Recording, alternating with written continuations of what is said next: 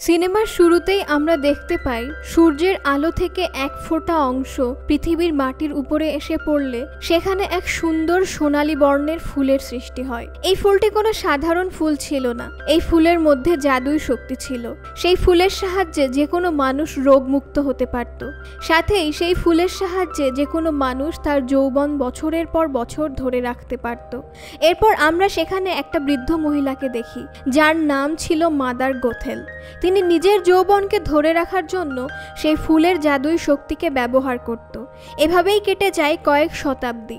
এরপর এখানেই নদীর ধারে এক সুন্দর রাজ্য গড়ে ওঠে। সেই রাজ্যের রাজা রানী খুবই সৎ ছিলেন।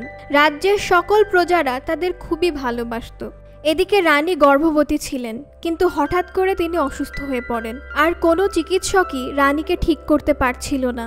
তখন রাজা এবং প্রজাদের কাছে কোনো উপায় ছিল না। তারা সবাই মিলে অপেক্ষা করছিল কোনো এক চমৎকারের জন্য। তাই তারা রাজ্যের চারিদিকে ছড়িয়ে পড়ে ঔষধ খুঁজতে। এরপর আমরা আবারও সেই বুড়িকে দেখি, সে ওই জাদুই ফুলের কাছে গিয়ে গান করে এবং সে পুনরায় বৃদ্ধ থেকে নিজের যৌবন অবস্থায় ফিরে আসে।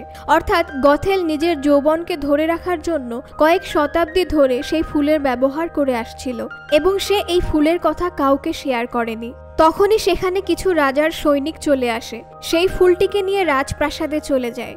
সেই ফুলের এমনই গুণ ছিল যে সেই ফুলটা রানী খাওয়ার পর একদমই সুস্থ হয়ে যায় এবং তিনি জন্ম দেন এক সুন্দর ফুটফুটে কন্যা সন্তানের, যার নাম ছিল রূপাঞ্জল। রূপাঞ্জলের মাথায় চুলগুলি সোনালী বর্ণের ছিল। রূপাঞ্জলের জন্মদিন উপলক্ষে রাজা এবং রানী ফানুস ওড়ায়। এদিকে মাদার গথেল জানতে পেরে গিয়েছিল যে ওই জাদুই ফুলের শক্তি রূপাঞ্জলের মাথার চুলের মধ্যে আছে। তাই সে রাতের বেলা চুপি চুপি রাজপ্রাসাদে ঢুকে পড়ে এবং সে রূপাঞ্জলের কাছে গিয়ে যখন রূপাঞ্জলের চুলের এক অংশ কাঁচি দিয়ে কাটে এবং সেটির সাথে সাথে ব্রাউন কালার হয়ে যায় আর সেটার শক্তিও নষ্ট হয়ে যায়, তখন গথেল কোনো উপায় দেখতে না পেয়ে রূপাঞ্জলকেই কিডন্যাপ করে নিয়ে যায়। রাজপ্রাসাদের প্রজারা এবং সৈনিকরা তাকে অনেক খুঁজেছিল, কিন্তু তাকে আর পাওয়া যায়নি, কারণ মাদার গথেল রূপাঞ্জলকে নিয়ে জঙ্গলের একেবারে গভীরে চলে গিয়েছিল। সে এক গোপন মিনারে রূপাঞ্জলকে নিজের মেয়ের মতো করে বড় করছিল। রূপাঞ্জল জানতই না যে সে একজন রাজকুমারী। সে গথেলকেই নিজের মা মনে করত। অন্যদিকে গথেল যেন তার এক জাদুই ফুল পেয়ে গিয়েছিল। সে শুধুমাত্র নিজের স্বার্থের জন্য রূপাঞ্জলকে সেই মিনারের মধ্যে আটকে রেখে দেয়। গথেল রূপাঞ্জলকে সেই গানটিও শিখিয়ে দেয় এবং সে মাঝে মাঝে রূপাঞ্জলকে গান করতে বলতো আর তার মাথার চুলগুলির শক্তি ব্যবহার করত। সে রূপাঞ্জলকে এটাও শিখিয়ে দেয় সে যেন কোনোদিন মিনার থেকে বাইরে না যায়, কারণ বাহিরের দুনিয়ায় মানুষ অনেক লোভী আর স্বার্থপর। গথেল সবসময় নিজের কথা চিন্তা করে, রূপাঞ্জল যদি বাহিরে যায় তাহলে মানুষ তার চুল কেটে নেবে। কিন্তু প্রত্যেক বছর যখন রাজকুমারীর জন্মদিনে ফানুসগুলো আকাশে ওড়ানো হতো, রূপাঞ্জল তার জানালা দিয়ে সেই ফানুসগুলোকে দেখতে পেত। সে ভাবতো এগুলো সম্ভবত আকাশের তারা। মুভির সিন চেঞ্জ হয়। এরপর আমরা রূপাঞ্জলকে দেখি এখন সে বড় হয়ে গিয়েছে এবং সেই মিনারটিতে তার ফ্রেন্ড বলতে ছিল একটা গিরগিটি, যার নাম ছিল প্যাস্কেল। রূপাঞ্জল নিজেকে সেই মিনারের মধ্যেই বানিয়ে নিয়েছিল, কারণ সে জানতো তার মা তাকে কোনোদিনই মিনারের বাহিরে যেতে দেবে না। ও সকালবেলা উঠে তার ঘরদোর পরিষ্কার করে, তার বই পড়ে এবং সে রান্না বান্না করে এবং প্যাস্কেলের সাথে খেলা করে। এভাবেই তার সারাদিন কেটে যায়। আর মাঝে মধ্যেই সেই ফানুসগুলো দেখার জন্য তার মনের মধ্যে কৌতূহল সৃষ্টি হতো, কারণ প্রত্যেকবারই শুধুমাত্র তার জন্মদিনেই সেই ফানুসগুলোকে আকাশে ওড়ানো হতো। এরপর আমরা রাজপ্রাসাদের ছাদে তিনজন চোরকে দেখি। একজনের নাম ছিল ফিল্ম রাইডার। এরপর সে রাজপ্রাসাদে রূপাঞ্জলের তাজ চুরি করার জন্য ঢোকে।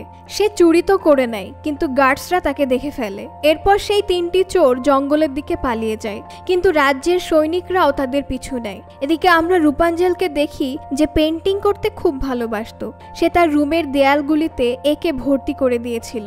ঠিক তখনই গথেল চলে আসে সেই মিনারে ঢোকার জন্য। সেখানে কিন্তু কোনো দরজা ছিল না। প্রত্যেকবারই তার চুলগুলির সাহায্যে গথেলকে উপরে টেনে তুলত। আর কয়েকদিন পরেই রূপাঞ্জলের 18তম জন্মদিন। সে সাহস করে সেই ফানুসগুলোকে দেখতে যাওয়ার জন্য তার মায়ের কাছে অনুমতি চাইবে। গোথেল সবসময় রূপাঞ্জলের সাথে এমনটাই করত, যেন সে তাকে অনেক ভালোবাসে এবং সে সবসময় নিজেকে রূপাঞ্জলের চেয়ে সুন্দরী ভাবত। এদিকে রূপাঞ্জল যতবারই তার এই মাকে বলতে চেষ্টা করে যে সে ওই ফানুসগুলোকে দেখতে যাওয়ার জন্য বাইরে যেতে চায়, ততবারই গোথেল তার কথাগুলোকে অ্যাভয়েড করে দেয়। আর সেখানে আমরা দেখি গোথেলের মাথার চুলের কিছু অংশ সাদা হয়ে গিয়েছে। তখন সে রূপাঞ্জলকে গান করতে বলে। রূপাঞ্জল তার জাদুই চুলগুলিকে তার মায়ের হাতে ধরিয়ে গান করতে থাকে এবং গোথেলের বয়স আবার কমে যায়। তখন সে তার মাকে সাহস করে বলেই ফেলে আগামীকাল তার 18তম জন্মদিন, তার ইচ্ছা আছে সে ওই ফানুসগুলোকে দেখার জন্য শহরে যাবে। কিন্তু গোথেল রূপাঞ্জলকে বলে ওইগুলো কোনো আলো নয়, ওইগুলো আকাশের তারা। তাছাড়াও রূপাঞ্জলের মিনার থেকে বাইরে যাওয়া ঠিক হবে না, কারণ এই দুনিয়ার মানুষগুলো খুবই লোভী এবং স্বার্থপর। রূপাঞ্জল বাইরে গেলে তার বিপদ হতে পারে। তিনি রূপাঞ্জলকে এটাও বলে দ্বিতীয়বার আমার কাছ থেকে বাইরে যাওয়ার জন্য পারমিশন চাইবে না। রূপাঞ্জল আর কিছুই বলে না, সে চুপ হয়ে যায়। এরপর মাদার গোথেল তার কাজের সূত্রে আবারও বাহিরে চলে যায়। এরপর আমরা ফিল্ম রাইডার আর তার দুই সঙ্গীকে দেখি। তাদেরকে রাজার সৈন্যরা তাড়া করছিল। তখনই ফিল্ম রাইডার চালাকি করে সেই ব্যাগটি নিজের কাছে নিয়ে নেয়, যে ব্যাগটিতে তাজ রাখা ছিল। এরপর সে তার দুই সঙ্গীকে ফেলে সেখান থেকে পালিয়ে যায়। রাজার সৈনিকরা সেখানে চলে আসে এবং সেই দুই চোরকে ধরে নিয়ে যায়। এরপর রাজবাড়ির এক খুবই চালাক ঘোড়া ছিল, যার নাম ছিল ম্যাক্সিমাস।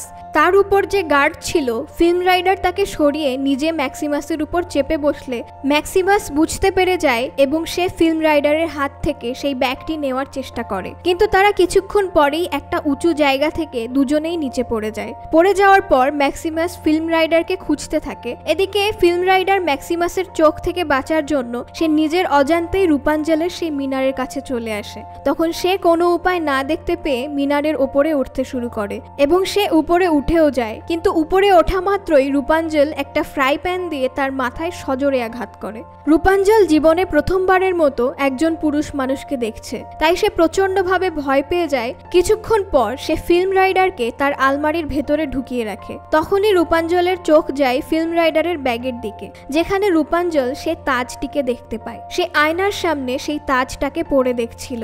তখনই মিনারের নিচে গোথেল চলে আসে এবং সে রূপাঞ্জলকে ডাক দেয়। রূপাঞ্জল খুবই এক্সাইটেড ছিল, তাই সে গোথেলকে তাড়াতাড়ি উপরে টেনে তোলে। এরপর রূপাঞ্জল বারবার তার মাকে বলার চেষ্টা করে সে একটা ছেলেকে তার আলমারির ভেতরে ভরে রেখেছে।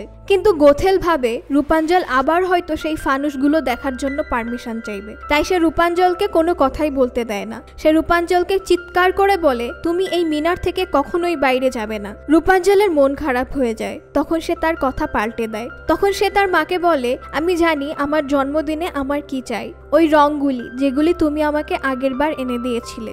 তখন গোথেল বলে সেই রংগুলোকে আনতে তো আমার অনেক দূর যেতে হবে, আমার 3 দিন লেগে যাবে। এরপরে গোথেল সেই রংগুলোকে আনার জন্য বাইরে চলে যায়। যাওয়ার আগে সে রূপাঞ্জলকে বলে যায় সে যেন নিজের খেয়াল রাখে। মুভিটিকে সম্পূর্ণ দেখার জন্য আমাদের চ্যানেলটিকে সাবস্ক্রাইব করুন। মুভির বাকি অংশ অতি শীঘ্রই আপলোড করা হবে।